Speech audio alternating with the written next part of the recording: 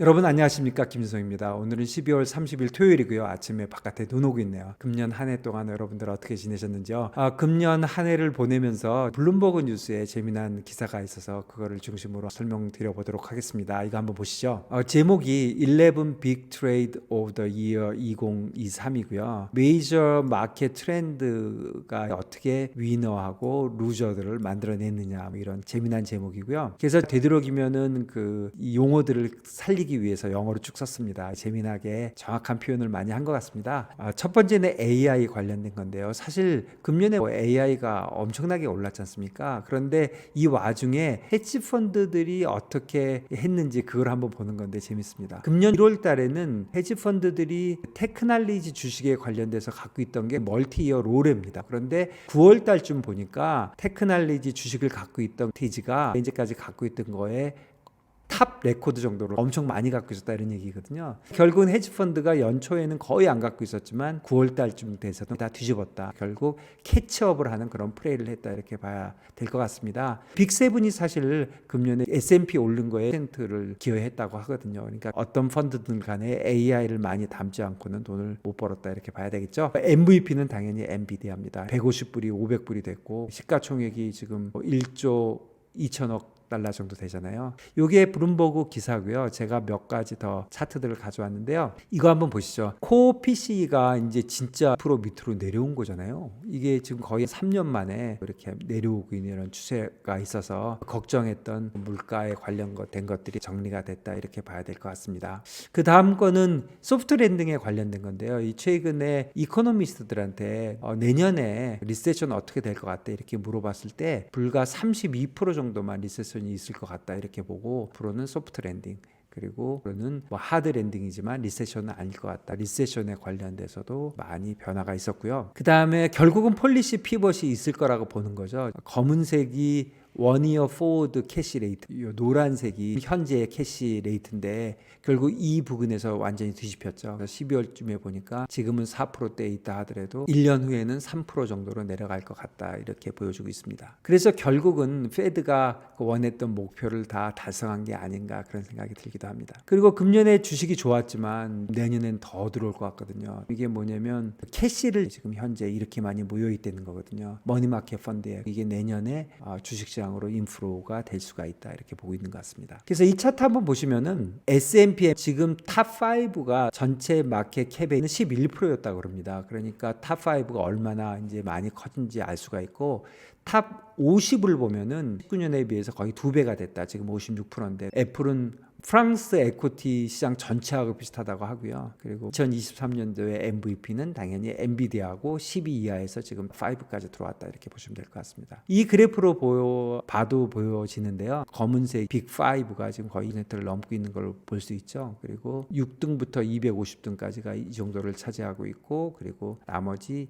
251등부터 500등까지가 이 정도다, 이렇게 보이고 있습니다. 자, 두 번째 다시 블룸버그 뉴스로 돌아가면 채권입니다. 금년에 어크만이 진짜 이 스윙을 다 맞췄다, 이렇게 봐야 될 것 같습니다. 8월 달에 10년짜리 US 트레저리를 숏을 갔거든요. 그랬는데 10월 달에 %가 넘었잖아요.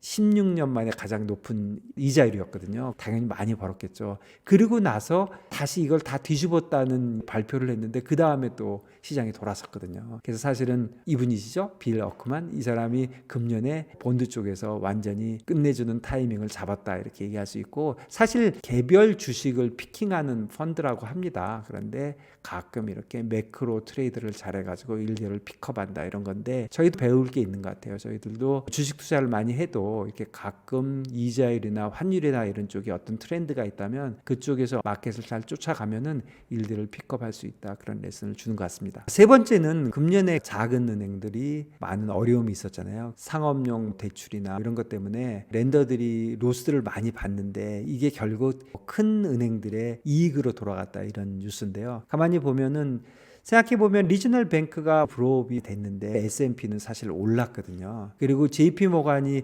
퍼스트 리퍼블릭 뱅크 샀잖아요. 이거를 제이미 다이먼의 최근 몇 년 동안의 베스트들이다 이렇게 얘기하고 있고요. JP뿐 아니라 다른 데들도 관련돼서 프로핏이 많이 좋았다고 합니다. 리저널 랜더들이 3월 달에 이렇게 완전히 폭 떨어졌잖아요. 이 파란색처럼. 그리고 이렇게 해서 좀 올라오긴 했는데 위에 게 S&P인데 S&P는 별로 내려오지 않았거든요. 그러니까 리저널 뱅크들의 어려움이 S&P하고는 별로 관계가 없었고 그게 오히려 큰 회사들의 이익이 됐다 이런 얘기입니다. 네 번째는 차이나입니다. 차이나 이 제목을 진짜 너무 잘 친 것 같아요. The comeback that wasn't.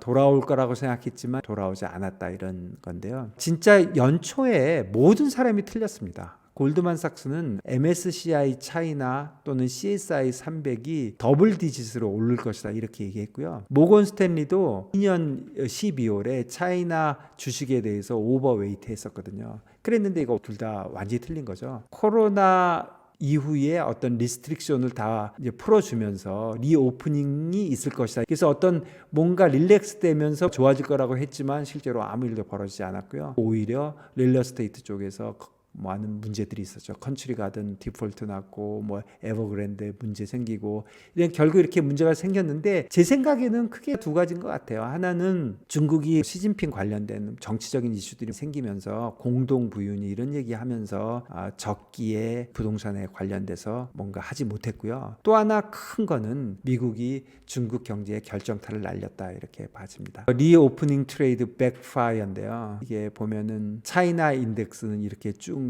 내려오고 다른 월드 인덱스는 이렇게 오르니까 차이나가 완전히 이렇게 된 거죠. 사실 미국이 금년 1년 동안 S&P가 25% 올랐고 나스닥이 45%이고 나스닥 100 퓨처스는 55% 올랐거든요. 그런데 중국의 CSI 300 인덱스는 마이너스 12%니까 55%와 의 두 개를 합치면 얼마입니까? 거의 70%가 차이가 난 거니까 중국에 대해서는 금년에 많은 사람이 틀렸고 뭐 그랬다는 거죠. 그런데 사실 저는 개인적으로 이런 생각이 들어요. 한 요쯤 있을 때요. 8월 달 요쯤에 있을 때 그냥 별로 오르지 못하고 있을 때 이때는 진짜 중국이 대책이 없어 보였는데 이 트렌드는 놓쳤다 하더라도 이때부터는 숏을 갈 수도 있었는데 개인적으로 그런 안타까움이 있다 그런 생각이 듭니다. 그리고 인디아인데요. 사실 인디아에 투자하기는 쉽지가 않습니다. 인프라스트럭처 같은 게 확실하게 돼 있지 않기 때문에 쉽게 투자할 수는 없지만 인디아가 한 20% 정도 올랐거든요. 주식이.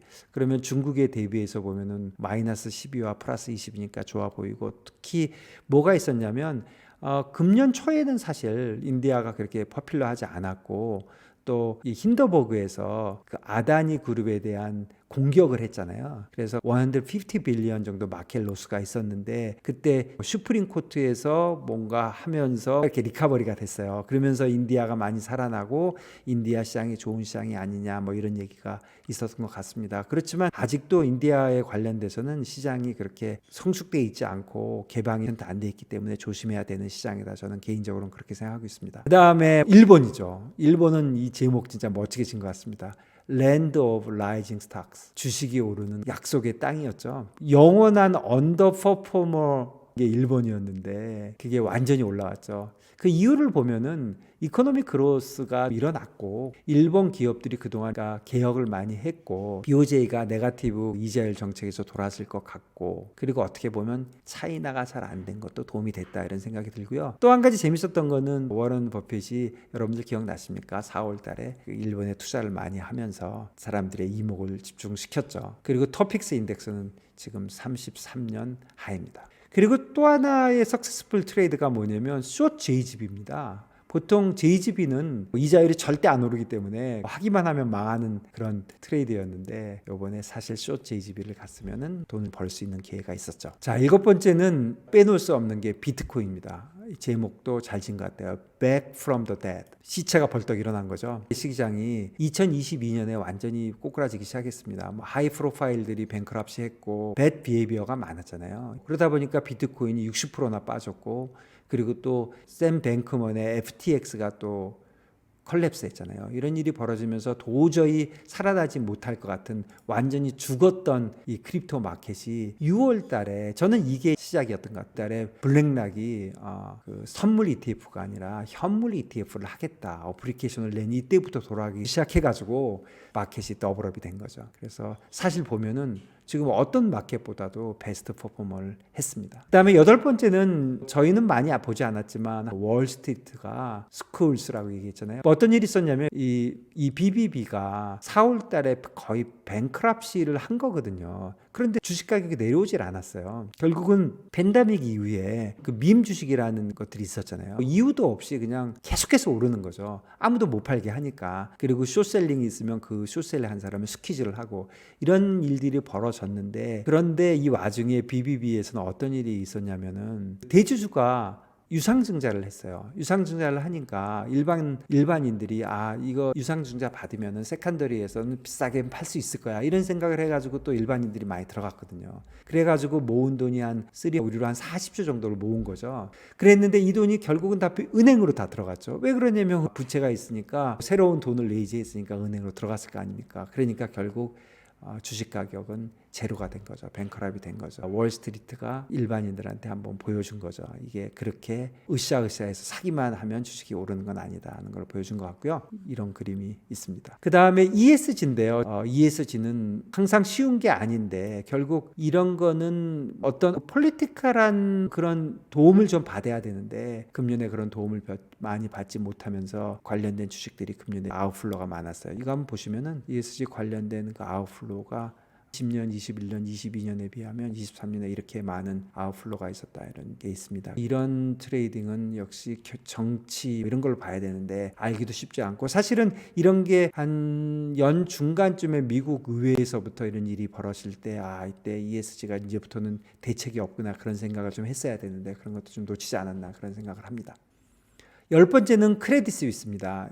스위스가 갑자기 디폴트를 하면서 UBS가 사게 된 거죠. 그러면서 AT1 본드들, 어디셔널 티어 1 본드들이 Out of the AT1 Ashes 이렇게 했는데, 이 제목 되게 잘 지은 것 같아요. 그러니까 AT1이 주로 머니 매니저, 시니어 뱅커, 그러니까 좀 전에 BBB는 그 월스트리트가 그 개인들한테 레슨을 줬다면, 이거는 빅 프로들이 이런 식으로 AT1 같은 걸 하면서 자기들이 크게 채권을 발행해서 자기네가 인수하고 했던 사람들이 레슨을 한번 받은 거죠.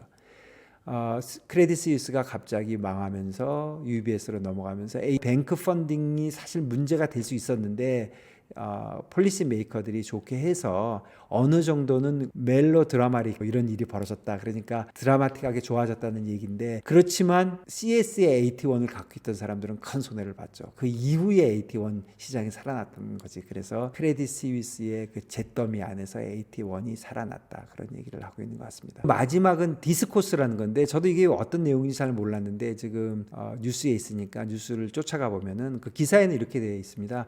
이제 업스큐어 본드라는 게 잘 거래되지 않는 본드인데 40년 정도에 디스코스라는 게 발행이 됐는데, 이게 기본적으로 할인된 영구채죠. 1980년도에 뱅크 캐피탈하고 시큐리티스를 도와주려고 이런 거를 발행을 했는데, 이제 영구채다 보니까 1980년대에 발행되고 쿠폰이 굉장히 낮았다고 합니다. 그러니까 이 발행한 회사들이 이거를 갚을 이유가 전혀 없는 거죠. 그래서 쭉 인기도 없어지고 가격이 폭락을 했는데, 이제 레귤레이터, 인베스터, 그다음에 의회 이런 데서 니네들 이거 안 된다, 빨리 갚아라, 이런 식으로 압력을 줘갖고 이게 갚아진 모양이에요. 그래서 이런 거에 투자했던 사람들이 한 50% 정도 이득을 봤다, 이런 겁니다. 그래서 여기까지인데요. 여러분들 어떻게 보셨습니까? 블룸버그가 11개를 골라서 또 아주 재미난 제목들을 붙여서 그렇게 했습니다. 지나놓고 보면 사실 다 쉽거든요. 그런데 그 마켓 안에 있으면 쉽지 않은데, 올해 이런 것들을 잘 되새겨서 내년 시장에서는 시장 안에 있으면서도 더 현명한 선택을 할 수 있도록 그렇게 한번 노력을 해봤으면 좋겠습니다. 여러분들 연말연시 잘 보내시고요. 내년에 뵙겠습니다. 감사합니다.